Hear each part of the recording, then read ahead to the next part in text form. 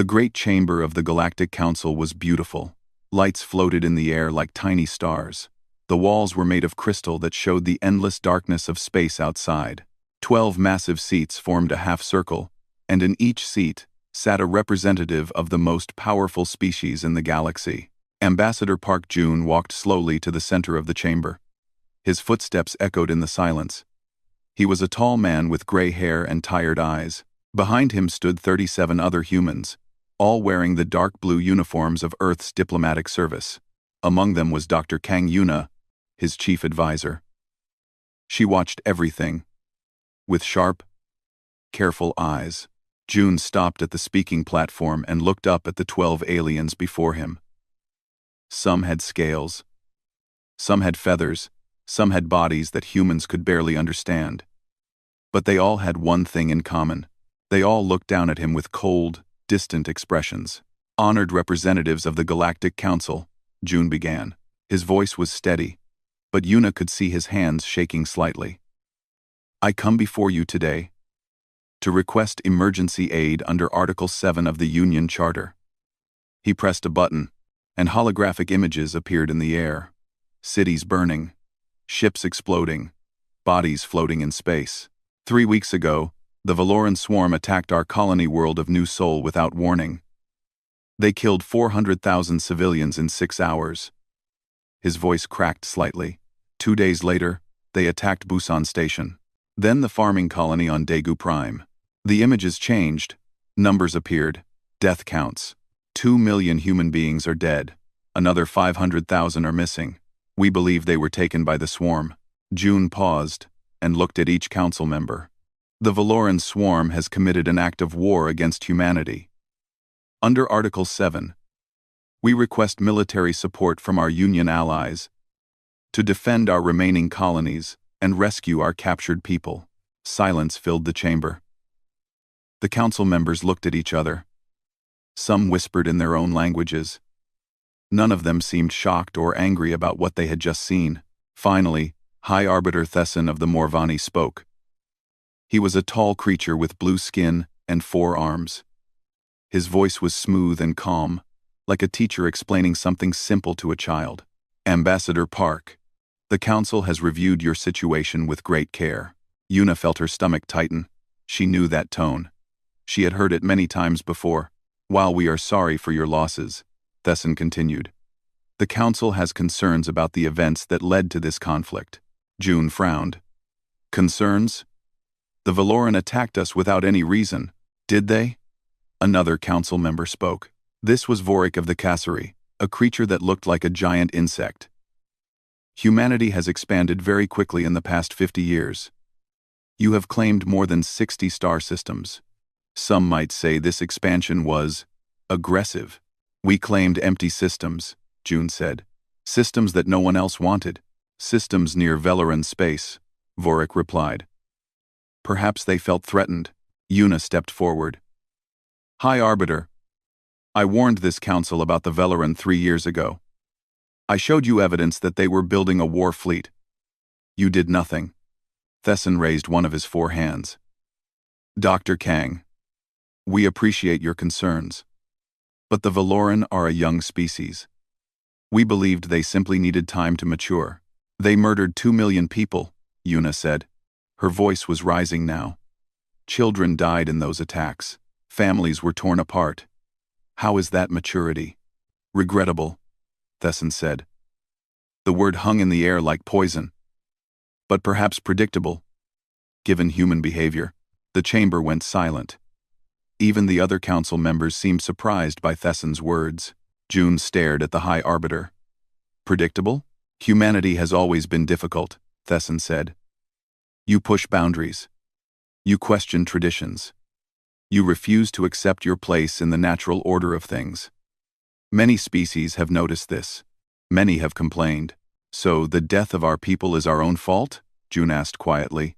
We are simply saying that the council must consider all perspectives. Thesson replied.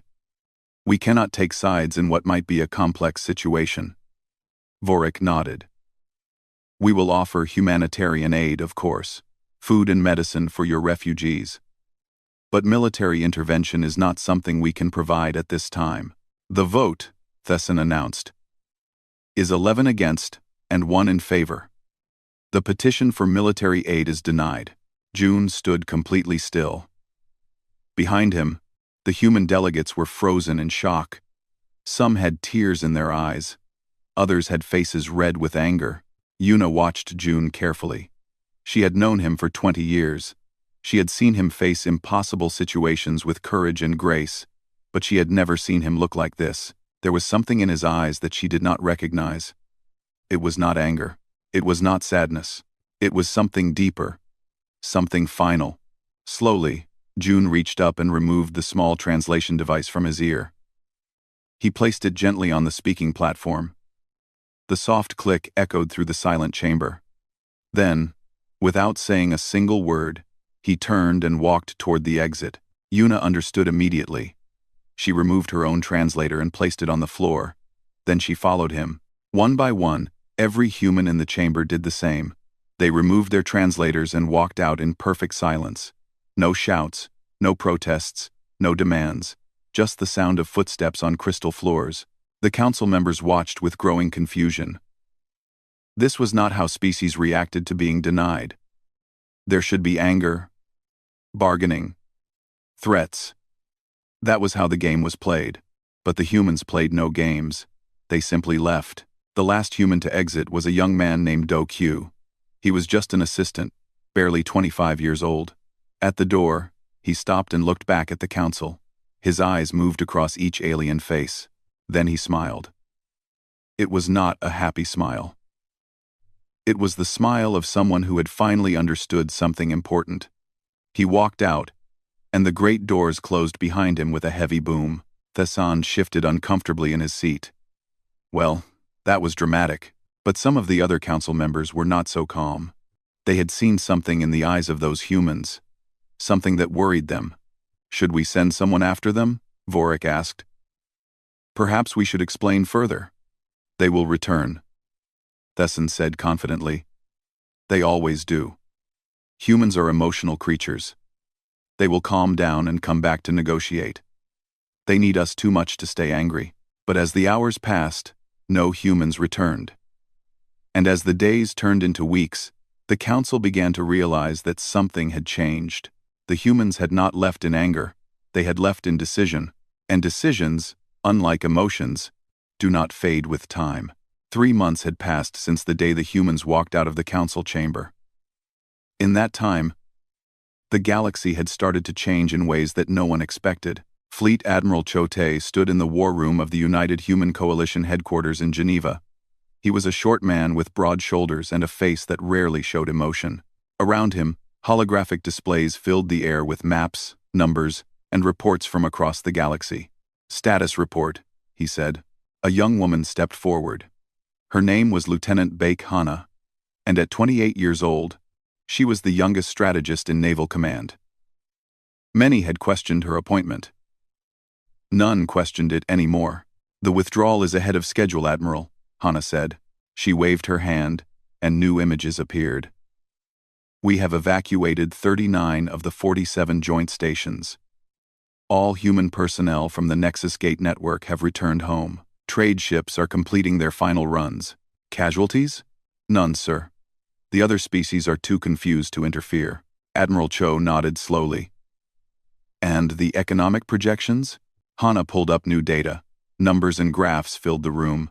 Without human logistics support, 7 Union species will face critical resource shortages within 8 months. The Morvani will lose access to 60% of their medical supplies. The Kasari food distribution network will collapse in 6 months without our transport ships. She paused and looked at the Admiral. 3 species will face complete economic failure within a year. Which 3?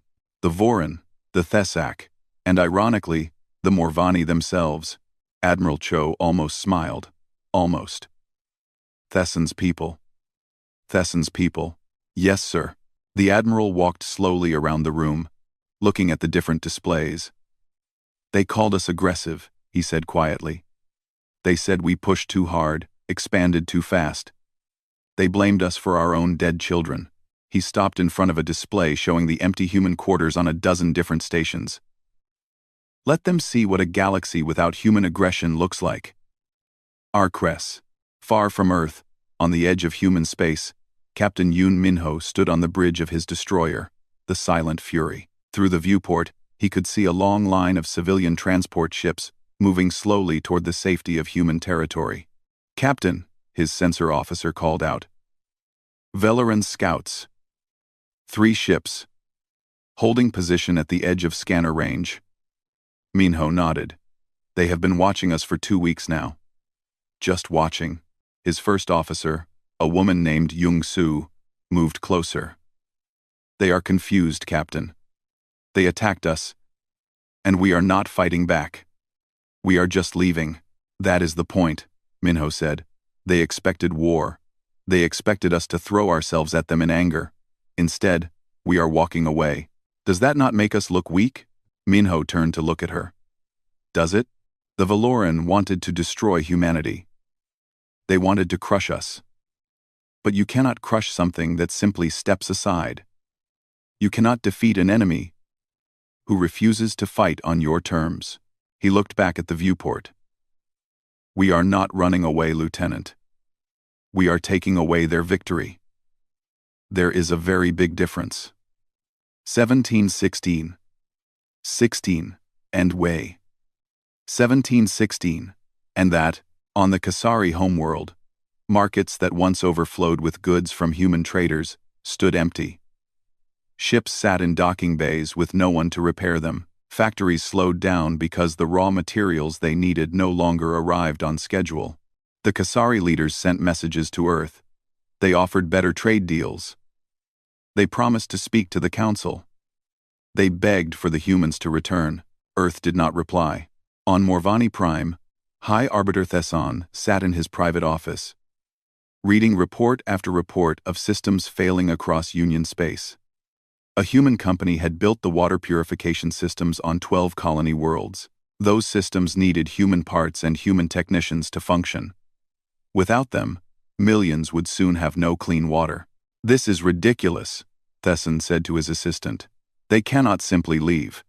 The humans need the Union as much as we need them." "With respect, High Arbiter," his assistant replied.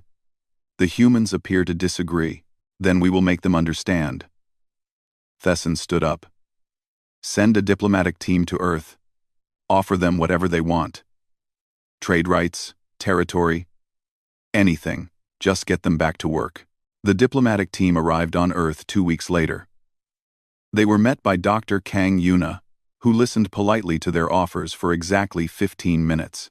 Then she said one word, "No." "But you must consider," the lead diplomat began. "I do not have to consider anything," Yuna interrupted. 2 million of our people are dead. Your council called their deaths predictable. Your High Arbiter blamed us for our own tragedy. And now you come here offering us trade deals?" She stood up. "The humans are not interested in your deals. We are not interested in your apologies. We are not interested in being part of a union that sees us as less than equal." "What do you want then?" the diplomat asked desperately. Yuna paused at the door. "We want nothing from you. That is the point." Back on Earth, Admiral Cho held a meeting with the full military council. They discussed the Valoran threat, which had gone quiet since the human withdrawal began. "Intelligence suggests they are confused," Director Shin Sora reported. She was a thin woman with white hair and eyes that saw everything. "The Valoran expected retaliation. They prepared for a long war with humanity. Instead, we are ignoring them." "What are they doing now?" Admiral Cho asked. "Building more ships, expanding their territory, but not toward us. They are moving toward Council space." Lieutenant Hana pulled up a star map. "If the Valoran continue their current expansion, they will reach Morvani border colonies within 6 months." Admiral Cho studied the map. "The same council that denied us help." "Yes, sir." "The same species that called our dead children predictable." "Yes, sir." The Admiral was silent for a long moment. Everyone in the room waited. "We will continue the withdrawal," he finally said. "Every human returns home. Every ship, every station, every outpost. We close our borders, and we rebuild our strength. And the council? Someone asked. The council made their choice.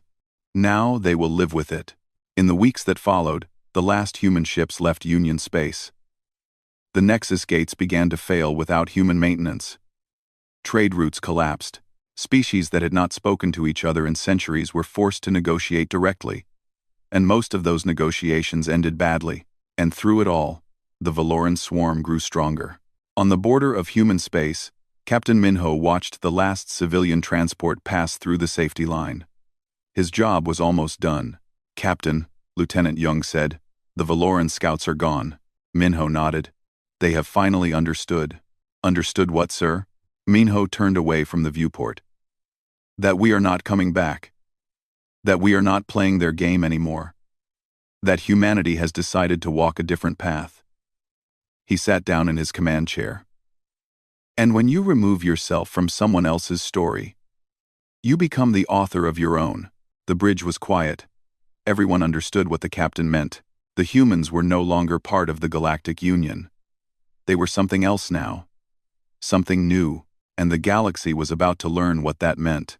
6 months had passed since the humans left. The galaxy was falling apart.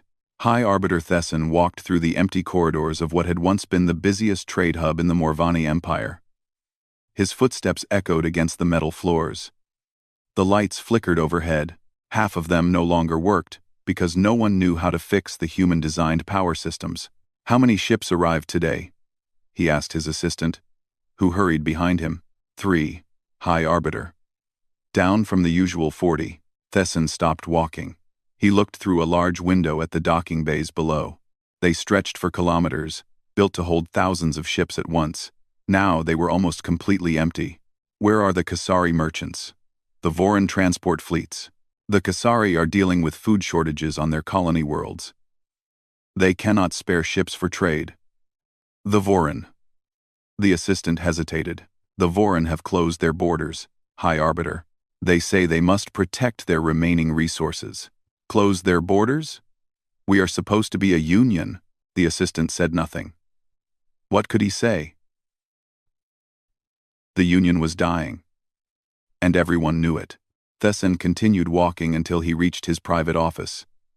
Reports were stacked on his desk, each one bringing worse news than the last. The Nexus gate connecting Morvani Prime to the outer colonies had failed completely. Engineers from 6 different species had tried to repair it. All had failed. The technology was human-made, and the humans had taken all their knowledge with them. He sat down heavily in his chair. "Get me a connection to the council." The emergency council meeting began an hour later. All 12 seats were filled, but the chamber felt different now. The lights were dimmer. Some of the floating decorations had stopped working, and the representatives looked tired, worried, afraid. "The situation is critical," Thesson began. "Without the Nexus gates, travel between systems takes months instead of days. Trade has nearly stopped. Several species are reporting food shortages, medical supply problems, and infrastructure failures." Vorik of the Kasari clicked his mandibles in frustration. "Our people are starving, Thesson. The farms on our colony worlds cannot produce enough food, and we have no way to transport supplies from other systems fast enough." "The humans built those transport systems," another representative said. "They built the storage facilities, the distribution networks, everything. We never realized how much we depended on them." "We did not depend on them," Thesson said sharply. "We allowed them to participate in our union." "That is different." "Is it?" This came from Ambassador Lauren of the Talani, one of the oldest species in the Union. She had 4 eyes and moved slowly, but her mind was sharp. "We treated the humans as servants, Thesson.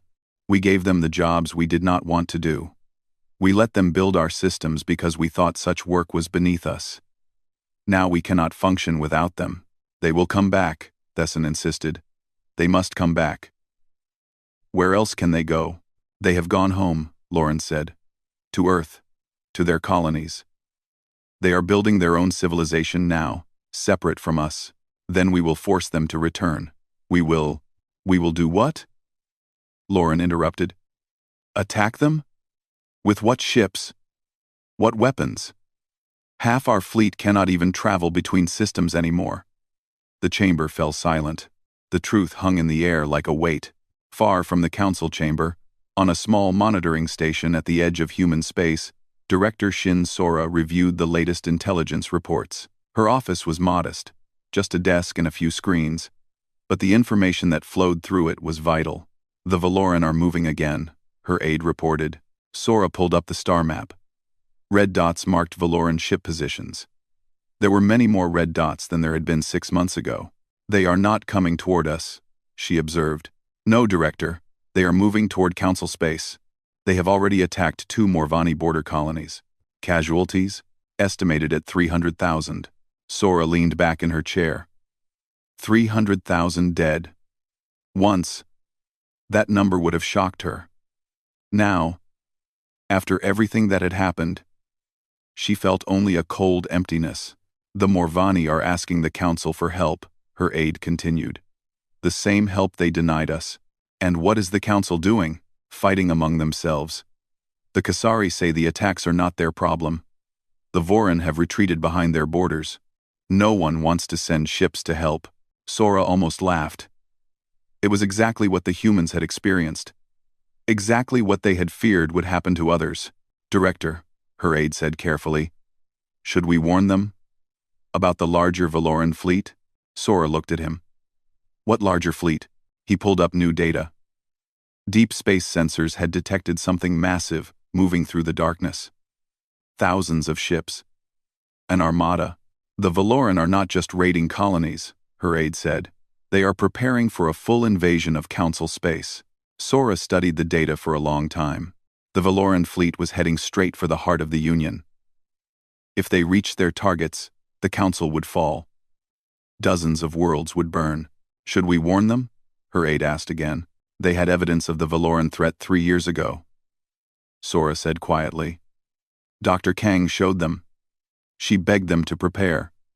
They laughed at her. That was before. Things are different now. Are they? Sora turned to face him. The Council still has not apologized for what they said about our people. They still have not acknowledged that they were wrong. They are only asking for help now because they are afraid. She stood up and walked to the window. Stars filled the darkness outside. 2 million humans died because the Council chose to do nothing. Children, families, people who trusted that the Union would protect them. Her voice was steady, but there was pain underneath. I watched my own sister's ship explode in the Valoran attack on Busan Station. She had 2 daughters. They were 7 and 9 years old. The aide said nothing.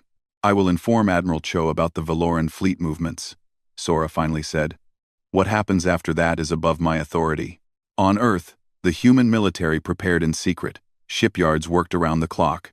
New weapons were designed and tested. Training exercises happened far from the eyes of Union observers. Admiral Cho met with his senior officers every week. The question was always the same. What do we do when the Valoran finish with the Council? They will come for us eventually, Lieutenant Hana pointed out. Even if we stay neutral, the Valoran will see us as a future threat. Then we will be ready, Admiral Cho replied. We will not ask anyone for help. We will not depend on anyone but ourselves. And when the time comes, we will show the galaxy what humanity is truly capable of. The Council, meanwhile, continued to argue. Species blamed each other for the crisis. Old conflicts resurfaced. The unity that had held the Union together for centuries crumbled like dust, and in the darkness of space, the Valoran Armada moved closer. High Arbiter Thesson sat alone in his office late one night, staring at reports of another colony destroyed. He thought about the day the humans walked out of the Council chamber. He remembered the silence, the footsteps, the sound of the doors closing. He had been so sure they would come back, so certain that they needed the Union more than the Union needed them. He had been wrong. The humans had not just left the Union. They had taken something with them, something invisible but essential, something that no one had noticed until it was gone. They had taken hope. They had taken trust. They had taken the belief that working together could make everyone stronger.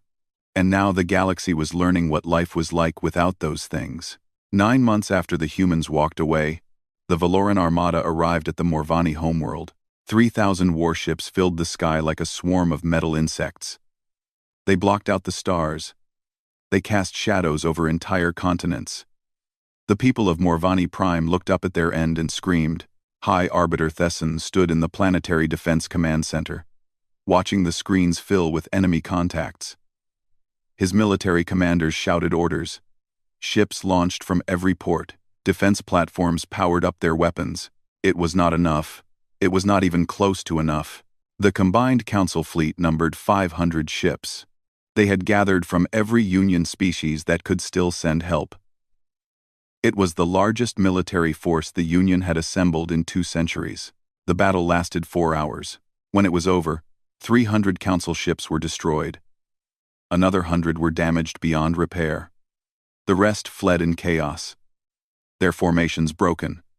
Their commanders dead or captured. The Valoran armada had lost exactly 12 ships. Now they orbited Morvani Prime, their weapons charged, their commanders ready to give the order that would burn the planet clean of life. In the council chamber, representatives of the surviving Union species gathered one last time. Many seats were empty. Some species had already surrendered to the Valoran. Others had retreated so far into their own space that they could not be reached. "This is the end," Vorik said. His voice was hollow. "We cannot stop them. We have nothing left." Thesson sat in his chair, his forearms hanging limp at his sides. He had not slept in days. He had not eaten. He had only watched as everything he knew fell apart. "Perhaps we should surrender," someone suggested. "Perhaps the Valoran will show mercy." "The Valoran do not know mercy," Ambassador Loren replied. "They will take what they want and destroy what they do not need. We have seen what they do to captured populations." "Then we die fighting," Thesson said quietly. "At least we will die with honor." "Will we?" Loren asked. "Will there be any honor in our deaths? We had the chance to prepare for this. We had warnings. We had allies who could have helped us. We pushed them all away." The chamber fell silent. Everyone knew who she meant. Suddenly, a communication officer burst through the doors. "High Arbiter, we are receiving a transmission. Wideband, all frequencies." "The Valoran?" "No, sir. It is coming from outside the system, from the direction of human space." Thesson sat up straight. "Show me." The main screen in the chamber flickered to life. A human face appeared. It was a man with short gray hair and a calm expression. His uniform was dark blue with gold markings that none of the council members recognized. "This is Fleet Admiral Chote of the United Human Coalition," the man said. His voice was steady and cold. "Valoran forces, you are ordered to withdraw from council space immediately. You have 60 seconds to begin your retreat." The chamber erupted in confused noise. The council members talked over each other, unable to believe what they were seeing. In orbit around Morvani Prime, the Valoran commanders received the same message. They laughed. One human transmission? One demand? The humans had run away. They had proven themselves to be cowards. The Valoran fleet commander sent a reply. "Human ship, you are outnumbered 3,000 to 1. Leave now, or we will destroy you along with these pathetic council species." There was a pause. Then Admiral Cho spoke again. "You misunderstand. I did not come alone." Space itself seemed to tear open. 80 points of light appeared around the Valoran fleet. They grew larger and larger until massive ships emerged from fold space, surrounding the enemy armada on all sides. The Indomitable, the Iron Will, the Silent Thunder. Names that had become legends in human space now burned bright against the darkness of the void. Each ship was twice the size of the largest Valoran warship. Each one carried weapons that the galaxy had never seen before. Commander O Suji sat in the pilot seat of her fighter, leading the first wave of attack craft. Her squadron, the Black Ravens, had trained for this moment for 6 months. They knew every weakness in Valoran ship design. They had studied every battle, every tactic, every mistake. All wings, "This is Commander." "Oh," she said into her comm. "The Valoran killed our families. They burned our homes. They took our people and did things that I will not describe. Today, we answer. Today, they learn what happens when you hurt humanity." Her voice was calm, almost gentle. But every pilot under her command felt the steel underneath. Weapons free. No mercy. No surrender. The human fleet opened fire. The battle was not close. It was not heroic. It was systematic destruction. Human ships moved in perfect coordination, their movements guided by tactical computers that thought faster than any living mind. Human fighters danced through Valoran formations, targeting weak points that the enemy did not even know they had. Human weapons tore through Valoran armor like paper. Captain Yoon Minho commanded the destroyer Silent Fury from the center of the engagement. His ship moved through the chaos with deadly grace, destroying 3 Valoran cruisers in the first 10 minutes. "Enemy flagship identified," his sensor officer reported. "They are trying to retreat." "No," Minho said. "No one retreats today. All power to engines. Pursuit course." The Silent Fury shot forward, faster than any ship its size should be able to move. The Valoran flagship tried to run. It failed. Minho fired every weapon his ship carried. The flagship broke apart in a bloom of fire and debris. In the council chamber, Thesson watched the battle on the main screen, his jaw hung open. His eyes could not believe what they were seeing. The Valoran armada, 3,000 ships strong, was being destroyed, not defeated, destroyed. Ship after ship exploded under human weapons. Escape pods were ignored. Surrenders were not accepted. "They are not taking prisoners," Vorik whispered. "No," Lauren said. "They are not." The battle lasted 4 hours. At the end, not a single Valoran ship remained. The human fleet floated among the debris, silent and terrible. Admiral Cho appeared on screen again. This time, he addressed the council directly. "Council representatives, your homeworld is safe. The Valoran threat in this sector has been eliminated." Thesson stepped forward, tears in his eyes. "Admiral Cho, thank you. We cannot express our gratitude. After everything that happened, after everything we said, you still came to save us." Admiral Cho's expression did not change. "You misunderstand, High Arbiter. We did not come to save you. We came to eliminate a threat to our own borders." The Valoran were building toward an attack on human space. It was more efficient to destroy them here than to wait for them to reach our territory. The chamber went silent. "As for your union," Cho continued, "what happens to it is no longer our concern. We will not be rejoining. We will not be helping you rebuild. We will maintain our borders and our peace, and we expect you to do the same. But we need you," Thesson said. "The Union cannot survive without." "Then perhaps the Union should not survive," Cho interrupted. "You had 2 centuries to build something worth saving. You chose to build something worth abandoning instead." The transmission flickered. "Our business here is done. May you find whatever future you deserve." The screen went dark. The human fleet began to move. One by one, the great ships turned away from Morvani Prime. One by one, they vanished into fold space, returning to the safety of human territory. Commander Suji was the last to leave.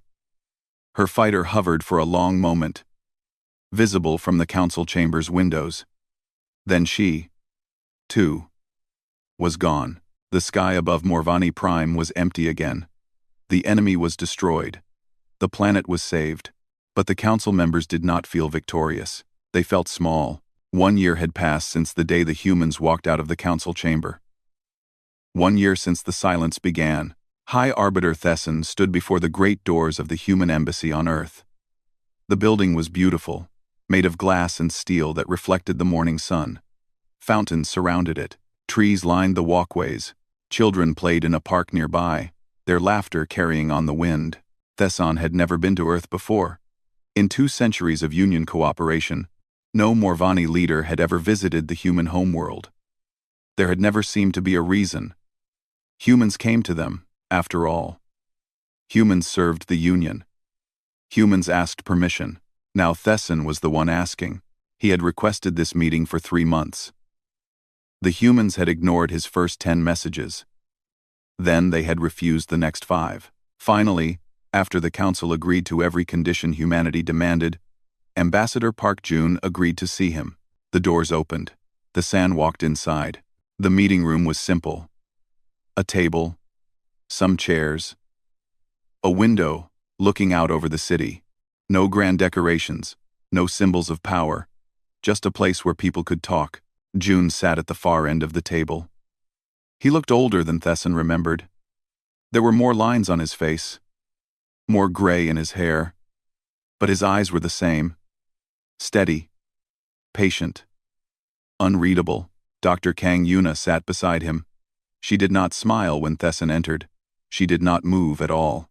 "Hi, Arbiter," Jun said. His voice was polite but distant. "Please sit." Thesson sat. For a long moment, no one spoke.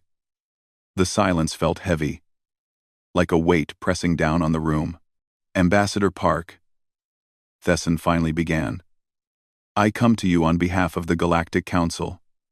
We wish to discuss the possibility of renewed relations between the Union and humanity." Jun nodded slightly.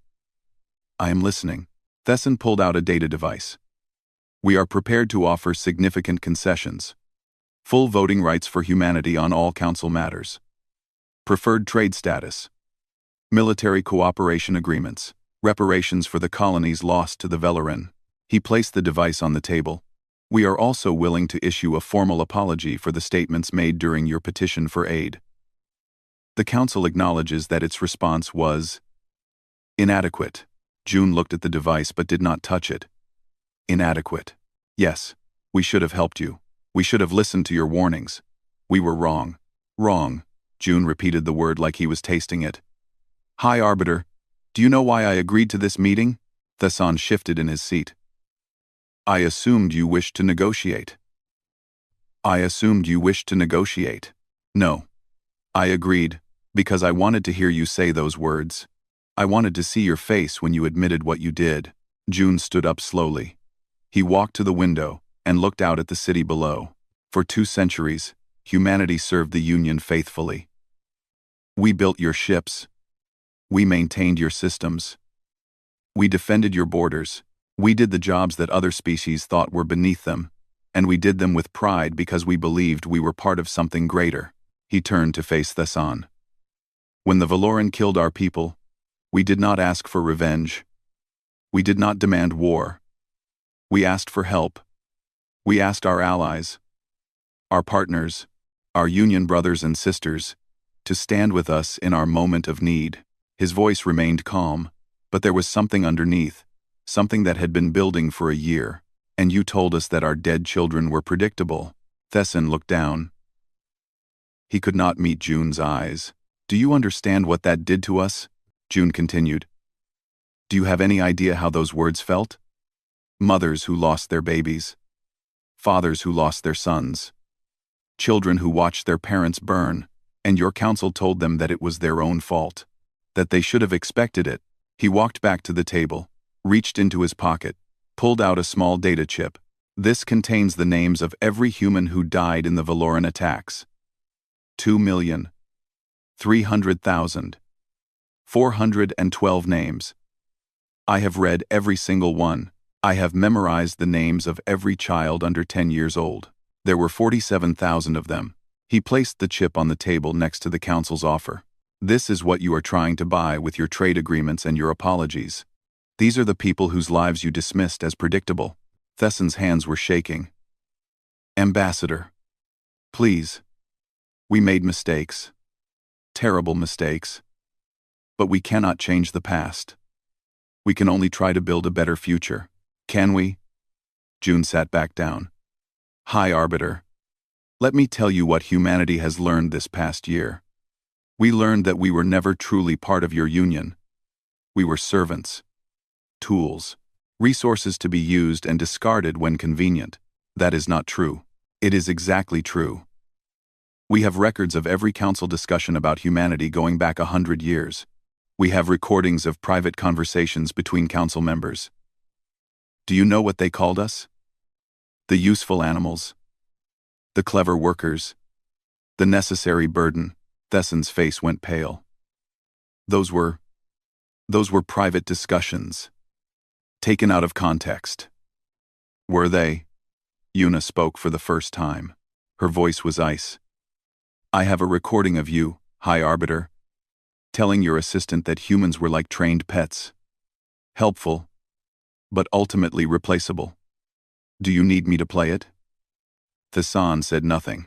June pushed the Council's data device back across the table. We do not want your treaties. We do not want your apologies. We do not want your reparations. Then what do you want? Thesson asked desperately. Tell us what you want, and we will find a way to provide it. June was silent for a long moment. When he spoke, his voice was soft. We wanted family, High Arbiter. We wanted to belong. We looked at the stars and dreamed of being part of something beautiful. A community of species working together.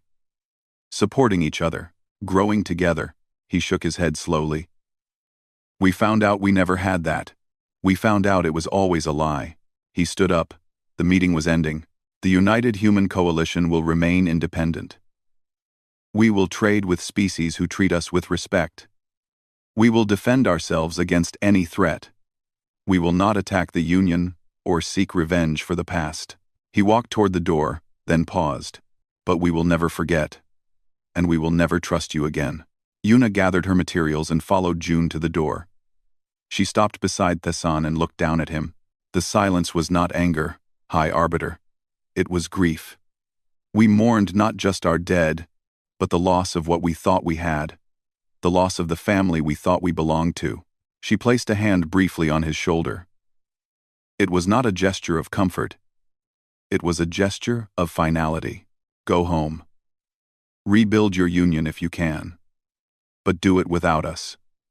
You taught us a valuable lesson, and we will not forget it. She walked out. Thesson sat alone in the empty room for a long time. 6 months later, on Earth, Professor Nam-Un stood before a classroom of young cadets.